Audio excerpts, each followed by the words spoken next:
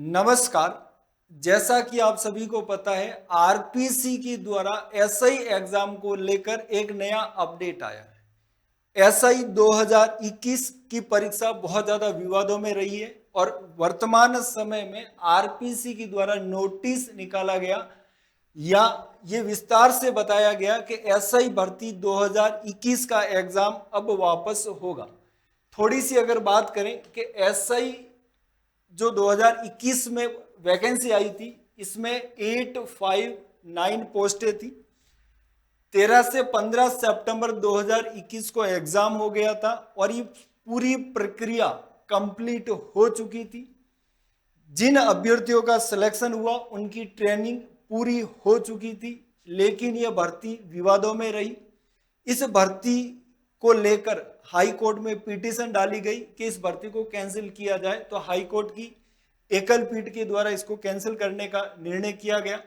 फिर खंडपीठ के द्वारा भी वापस कहा गया कि जो सिंगल पीठ ने कहा था, एकल पीठ ने कहा था, उसी को निर्णय को बरकरार रखा गया। और वर्तमान समय में सुप्रीम कोर्ट के द्वारा भी जो डिवीजन बेंच के द्वारा जो डिसीजन दिया गया था कि एसआई भर्ती को कैंसिल किया जाए, उसी को लेकर उच्चतम न्यायालय ने जो चयनित अभ्यर्थी थे उनकी पिटीशन को खारिज कर दिया गया और निष्कर्ष ये निकला कि एसआई भर्ती 2021 कैंसिल हो गई। अब आरपीसी के द्वारा यह कहा गया कि एसआई भर्ती 2021 का एग्जाम वापस होगा।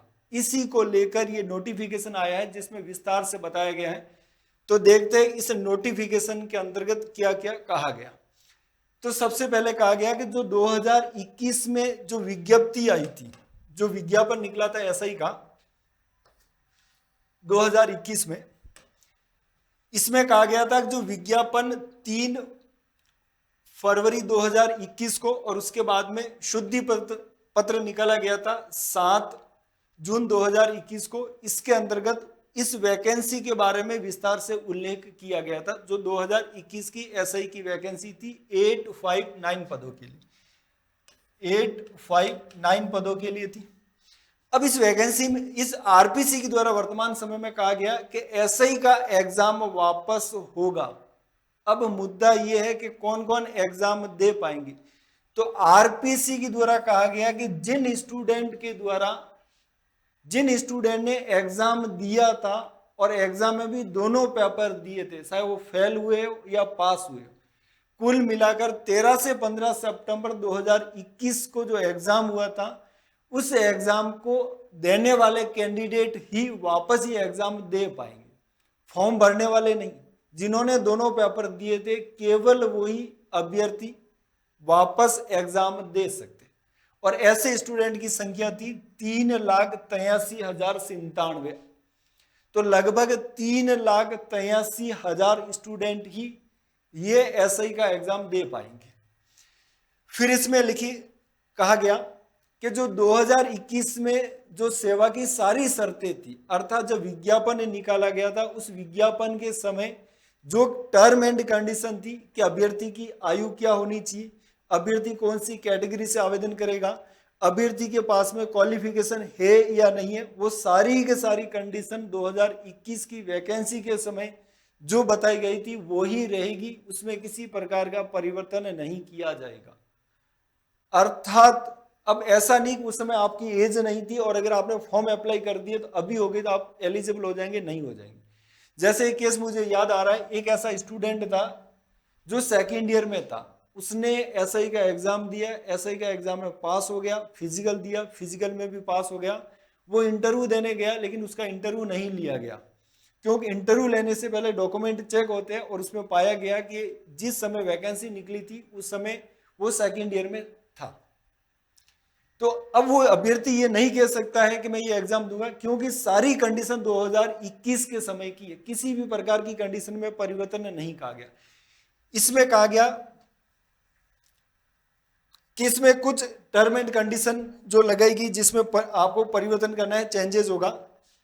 आरपीसी के द्वारा कहा गया 16 मई 2026 से 16 मई से लेकर 30 मई के मध्य आपको कुछ अपडेट करना होगा जो आपने फॉर्म फिलअप किया था। अपडेट किस किस में होगा? अपडेट किस किस में होगा, तो आरपीसी के द्वारा कहा गया कि यदि आपका मोबाइल नंबर चेंज हो गया हो तो आप अपडेट कर सकते हो, आपका ईमेल एड्रेस चेंज हो गया तो आप अपडेट कर सकते हो, आपका रहने का जो एड्रेस है वो चेंज हो गया तो आप अपडेट कर सकते हो, आपका लाइव फोटो, आपका थंब इंप्रेशन और आपके सिग्नेचर, केवल इसी में ही बदलाव किया जा सकता है। बाकी आपने जो फॉर्म भरा था उसमें किसी प्रकार का बदलाव नहीं होगा। क्लियर बात है। फिर इसमें कहा गया कि ये जो बदलाव है कैसे किया जाएगा, बदलाव है कैसे किया जाएगा, तो बदलाव एसएसओ आईडी के माध्यम से आप कर सकते हो, अर्थात जो भी परिवर्तन किया जाएगा वो एसएसओ आईडी के माध्यम से किया जाएगा। अब आरपीसी इसमें कह रही है कि दो प्रकार के कैंडिडेट है। पहला कैंडिडेट जिन्होंने ओटीआर में केवाईसी प्रक्रिया पूर्ण की है, ऐसे स्टूडेंट जिन्होंने ओटीआर कर रखा है और ओटीआर में केवाईसी भी कर रखी है, उनके लिए अलग प्रोसेस है। दूसरे ऐसे स्टूडेंट जिन्होंने ओटीआर तो कर रखा है लेकिन केवाईसी अभी तक नहीं किया, उनके लिए थोड़ा सा अलग प्रोसेस है। तो उनके लिए पहला केवाईसी करना होगा, उसके बाद में चेंजेस होगा। तो सिंपल बात है कि आपको एसएसओ आईडी खोलनी है, एसएसओ आईडी खोलने के बाद में डायरेक्ट इसमें बता रखा माई रिक्रूटमेंट में जाना है, उसके बाद में एडिट एप्लीकेशन में जाना है और एडिट एप्लीकेशन ऑब्लिक वहां पर ऑप्शन आएगा, विड्रॉ एप्लीकेशन के सेक्शन में जाना है, वहां पर आपको एसआई भर्ती 2021 दिखेगी, वहां पर आपको एडिट बटन दबाना है और वहां पर बताना है आरपीसी को मैं ये एग्जाम दूंगा या दूंगी। अगर आपने ये नहीं बताया तो आप एग्जाम नहीं दे पाएंगे, चाहे आप एलिजिबल थे। आरपीसी कह रही जिसको एग्जाम देना है वो ये एडिट बटन पर क्लिक करे और हमें ये बताए, अर्थात वहां पर परमिशन मांगे, अनुमति संशोधन कर सकता है। वहां पर अगर आपको करना है तभी आप एग्जाम दे पाएंगे, अन्यथा आप एग्जाम नहीं दे पाएंगे। फिर इसमें कहा गया कि अगर किसी ने पहले एसएसओ आईडी बना रखी थी और एसएसओ आईडी को ट्रांसफर कर लिया है और नई एसएसओ आईडी बना रखी है, और अगर नई एसएसओ आईडी पर अगर ये एसआई का पुराना फॉर्म अगर आपका नहीं बता रहा है, नहीं दिखा रहा है, तो इसमें ऑप्शन दिया गया कि आप फेस एप्लीकेशन पर जाकर वहां पर ऑप्शन कीजिए तो आपका एप्लीकेशन आ जाएगा और उसके माध्यम से आप ये जो परिवर्तन चाहा गया आरपीसी के द्वारा ये आसानी से कर सकते हो। आरपीसी स्पष्ट रूप से कह रही है कि इसके अलावा किसी प्रकार का संशोधन नहीं होगा। आपको एग्जाम में बैठने के लिए आपको परमिशन लेनी होगी, अर्थात एडिट करना होगा, बिना एडिट आप एग्जाम नहीं दे पाएंगे। क्लियर बात है। फिर आरपीसी के द्वारा कहा गया कि ये एग्जाम सितंबर 2024 में किया जाना संभावित है, अर्थात अभी तक डेट नहीं आई है, लेकिन आरपीसी ने कहा कि सितंबर में संभावित है, तो ये मान के चलिए कि सितंबर में एग्जाम हो जाएगा। तो ये जो अपडेट था आरपीसी के द्वारा किया गया और आप सभी के लिए ये एसआई की जो एग्जाम है ये बहुत महत्वपूर्ण है। आपको थोड़ी सी रणनीति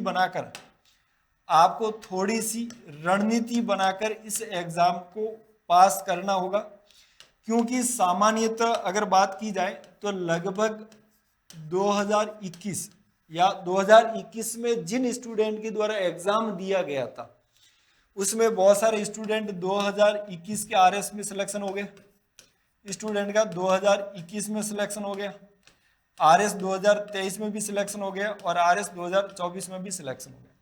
इसके अलावा इसमें से बहुत सारे स्टूडेंट थे जिनका टीचर वाले एग्जाम है और आरपीसी के द्वारा अन्य जो एग्जाम लिए जाते हैं, अधीनस्थ बोर्ड के द्वारा अन्य जो एग्जाम लिए जाते हैं या जो अदर बोर्ड है उनके द्वारा जो एग्जाम लिए जाते हैं उसमें बहुत सारे स्टूडेंट तो चले गए।